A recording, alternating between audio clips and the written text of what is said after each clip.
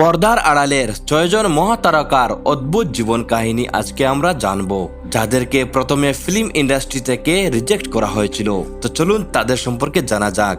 প্রথমে আসবো অমিতাভ বচ্চন, যার আওয়াজ ছিল এক সময় বাতিল। অমিতাভ বচ্চন যখন প্রথম অল ইন্ডিয়া রেডিওতে চাকরির ইন্টারভিউ দেন, তখন তার সেই গম্ভীর কণ্ঠস্বরের জন্যই তাকে রিজেক্ট করা হয়েছিল। বলা হয়েছিল এই আওয়াজ রেডিওর জন্য উপযুক্ত নয়। শুধু তাই নয়, অভিনেতা হওয়ার আগে তিনি কলকাতায় একটি কোল শিপিং কোম্পানিতে সাধারণ চাকরি করতেন। আজ সেই বাতিল কণ্ঠস্বরই ভারতীয় সিনেমার সবচেয়ে দামি সম্পদ। তারপরে হলো রজনীকান্ত। সুপারস্টার হওয়ার আগে শিবাজি অর্থাৎ রজনীকান্ত বেঙ্গালুরুতে বাসের কন্ট্রাক্টর ছিলেন। বাসের টিকিট কাটার সময় তার সেই বিখ্যাত সিগারেট ফ্লিপ এবং স্টাইল দেখে যাত্রীরা মুগ্ধ হতো।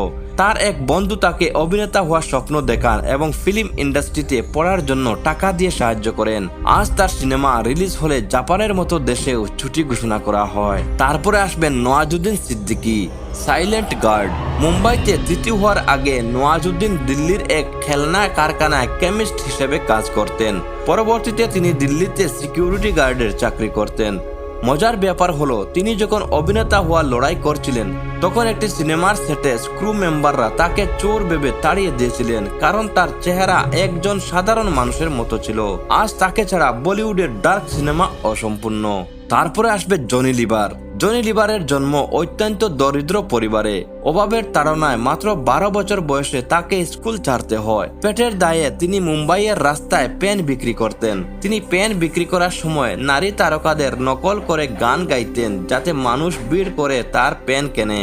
বছরের পর বছর রাস্তায় রাস্তায় এভাবে পারফর্ম করার পর তিনি বড় মঞ্চে সুযোগ পান। অভাব মানুষকে শিল্পী বানিয়ে দেয়। তারপরে আসবো কমল হাসান।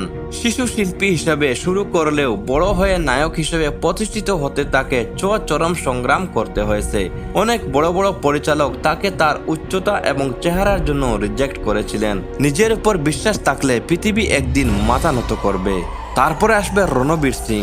বাইরে থেকে তাকে সচ্ছল মনে হলেও বলিউড ব্রেক পাওয়া তার জন্য মোটেও সহজ ছিল না। অডিশন দেওয়ার সময় কাস্টিং ডিরেক্টররা তাকে বলতেন, তোমাকে দেখতে সাধারণ উত্তর ভারতীয় ছেলের মতো, তোমাকে দিয়ে হিরো হবে না। তিনি দীর্ঘ 4 বছর প্রতিদিন কয়েক ডজন অডিশন দিয়েছেন এবং রিজেকশন শুনেছেন।